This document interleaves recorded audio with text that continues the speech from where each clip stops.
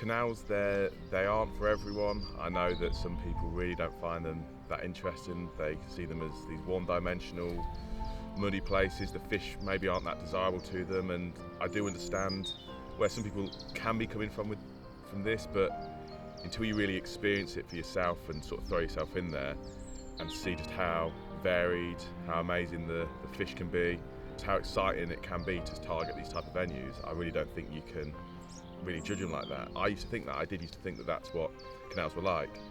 But recently, the last 2 years, I've really changed my mindset of them, and I've proper enjoyed my fishing on them.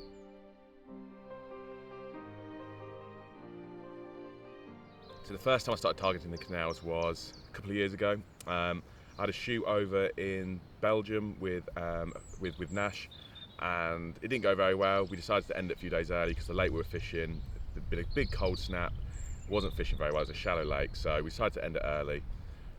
So me and Brad, one of the cameramen, we decided that we were going to stay out. We'd been booked off work for a couple of days to do this shoot, so why not make the most of it? And after talking a little bit with a few of the local guys who we knew, they pointed us on the direction of a canal, and the first canal they took us to, that they pointed us in the direction of, yeah, it was going into the deep end, you can definitely say that. It was the Albert Canal. It was a canal I knew about, I'd read about from people fishing from the UK over there in the 90s. But it's not your little towpath canal that you've got in the UK. It is a proper shipping canal, the shipping canal, I'd say. It's massive, it's huge, it's deep. You don't know where the fish are. The boats that go past, you've got 100-metre plus barges going past all the time. And it makes fishing very difficult, and to say we were intimidated when we showed up would be an understatement, I think. We definitely felt out of our depth, but I think that's why I liked it. I just didn't know where to start, where the fish are going to be, how you're going to fish it. It was all very, very daunting. We struggled, definitely. I think we were there for 2 or 3 nights and we did struggle, but we caught a couple in the end, and catching them in the end, it really felt like this huge sense of achievement.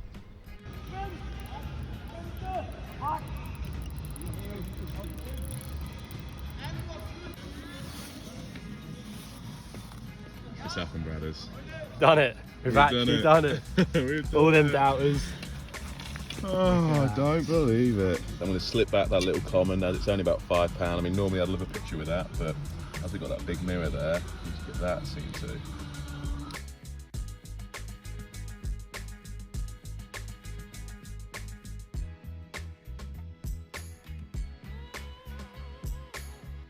I then did become a pretty obsessed with the place. I went back a couple of times over that course of that winter, still catching a few, nothing massive, but just catching anything from that canal, it did feel like just the biggest achievement.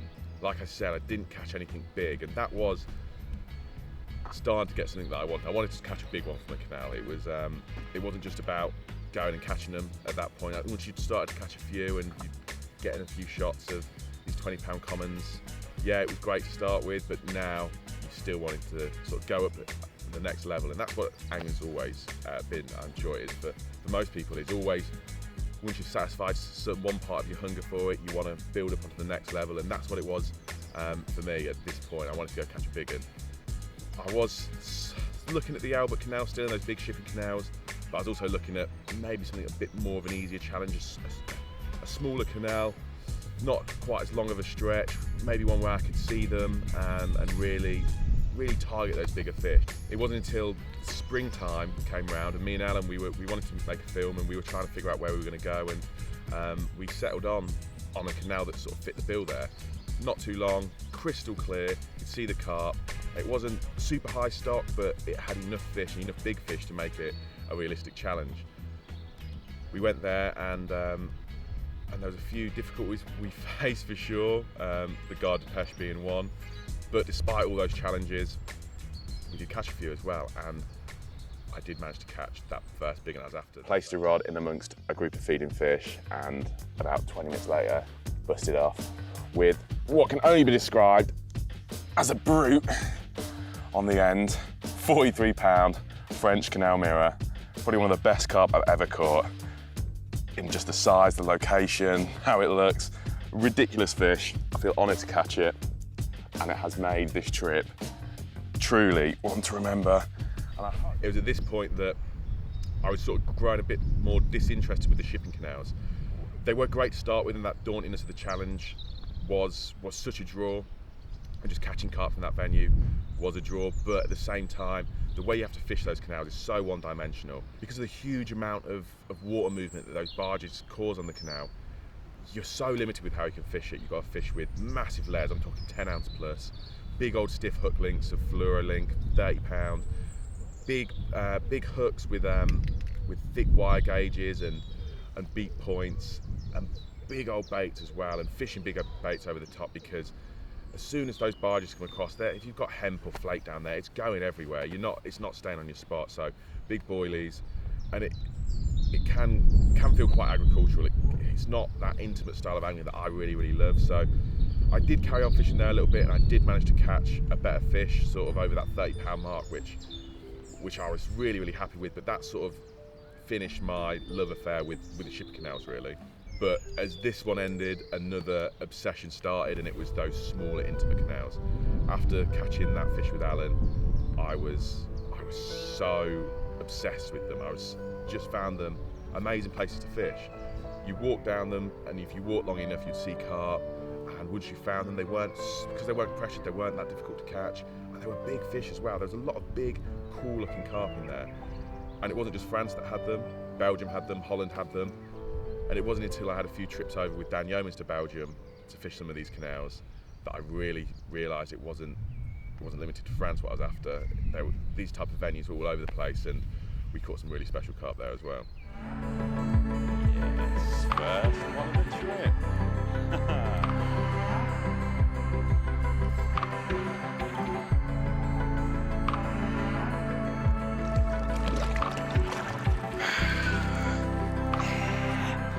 Days. The main achievement on those couple of trips, I think, was that big common. Yeah, really cool fish. I'd seen it sort of patrolling this route and thought it looked catchable, but it was moving quite quickly, so I thought I just need something to grab its attention. So a little citrus pop up, casting its patrol route, and it didn't take long to get the bite, and we just had this beautiful, big, one of the biggest carp in that stretch, a beautiful common, and it just fueled what I was looking for even more in these canals. It just drove me on and on to find more stretches like similar to this, where it was stalking, it was close, it was intimate. So that was my drive now, to find venues like that and to find big carp. These intimate canals as well, they're perfect for little stopover missions.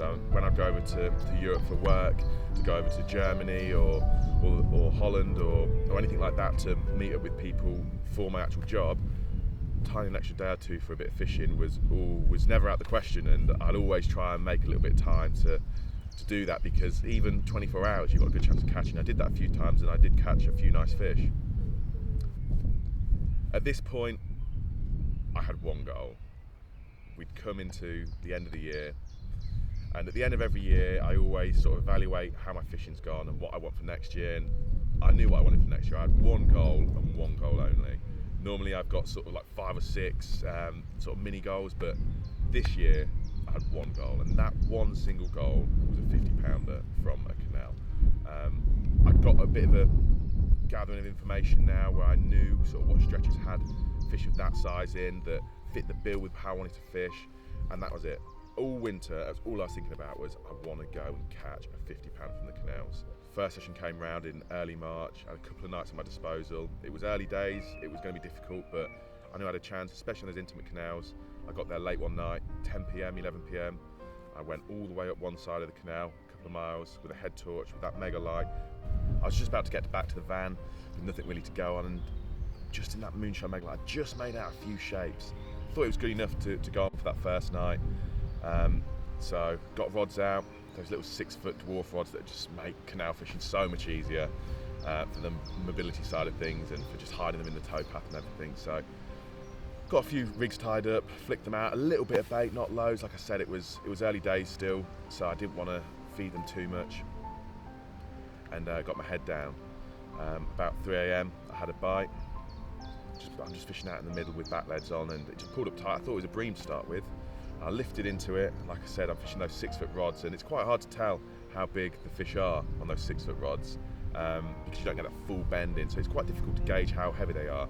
It didn't take long and this fish popped up, and I've got a train track to my left that's got lights on all the time. I can just make out sort of the silhouette of this fish as it's gasping for air, and so it's got a big old mouth on it, so I'm thinking, yeah, it's a decent one. And as its head hits the spreader block, its tail's hanging over the end, and I can see this big wide shape to it. So in my head, I'm thinking this is a really nice fish. I've not got my head torch on, so I can't tell for sure.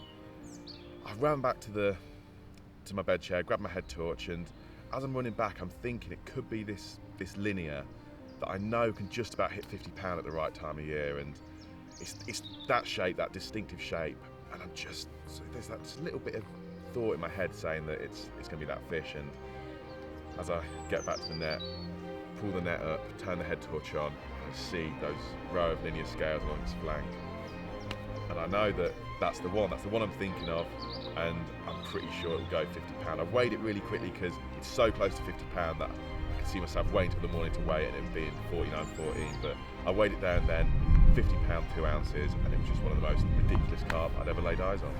Oh, are you ready to see one of the most wicked carp I think I've ever seen?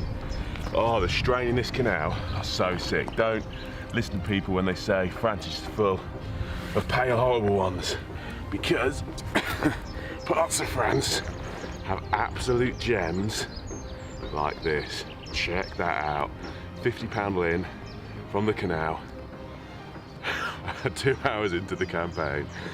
Oh, love it. Absolutely love it. Winter's gone, spring's here, and look what we are catching. Come on. Wicked, wicked carp. Yes. So that was it. I'd achieved my goal. What I'd spent my whole year planning to do, I'd done in about 3 hours. Sometimes your name is just on it. For me, there's still so much mystery in these canals that I want to angle for. That's what I love about them, I think. You never know what you're fishing for. You never know the story of the carp that's in front of you. How's it got there? How's it got so big? Why is it there in this particular stretch? How many locks does it come down to get there? I just find it so fascinating, and I think that's what we look for a lot in our angling, is something that fascinates us and that we find mysterious, and canals do that for me. So as long as they do that, I'll keep fishing them. I'm fishing one right now. I'm over here canal hopping in Belgium with Jacob Worth, and we've caught a few. He's done really well, and I'm actually nicked one myself last night that I've saved, and I'll get him out now and show you.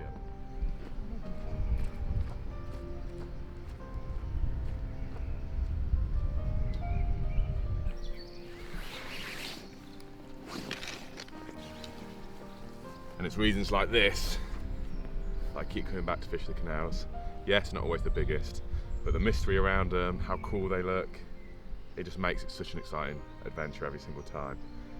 And sometimes, as you've seen, you do get a big one as well. So I hope you enjoyed the little insight into why I've been fishing canals over the past 2 years. Hopefully it inspires you to do the same. If you've been thinking about it, all I can say is go out, do it. There's mysteries to be had out there, really cool fish to be caught, and you won't regret a single session.